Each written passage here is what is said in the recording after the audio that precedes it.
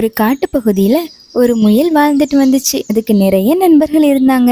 தனக்கு நிறைய நண்பர்கள் இருக்கிறதால தனக்கு எந்த ஆபத்தும் வராதுன்னு இருமாப்போட இருந்துச்சு. ஒரு நாள் காட்டு வழியா போய்கிட்டு இருந்த அந்த முயலை ஒரு வேட்டைக்கார நாய் பார்த்துச்சு. உடனே அந்த முயலை துரத்த ஆரம்பிச்சது அந்த நாய். வேகமா ஓடி போன முயல் குரங்கு கிட்ட போய், குரங்காரி குரங்காரி, என்ன ஒரு நாய் துரத்திக்கிட்டு வருது, என்ன காப்பாத்துங்கன்னு சொல்லிச்சு. அதை கேட்ட குரங்கு, அடடா, என்னால உன்னை காப்பாத்த முடியும், நான் கொஞ்சம் வேலையா இருக்கேன். நீ கரடி கிட்ட போய் உதவி கேளுன்னு சொல்லிச்சு. வேகமா கரடி கிட்ட ஓடி போன முயல், கரடியாரே கரடியாரே, என்ன ஒரு நாய் துரத்திக்கிட்டு வருது, என்ன காப்பாத்துங்கன்னு சொல்லிச்சு. இதை கேட்ட கரடி, அடடா, என்னால உன்னை காப்பாத்த முடியும், நான் கொஞ்சம் வேலையா இருக்கேன். நீ யானை கிட்ட உதவி கேளுன்னு சொல்லிச்சு. வேகமா யானை கிட்ட ஓடி போன முயல், யானையாரே யானையாரே, என்ன ஒரு நாய் துரத்திக்கிட்டு வருது, என்ன காப்பாத்துங்கன்னு சொல்லிச்சு.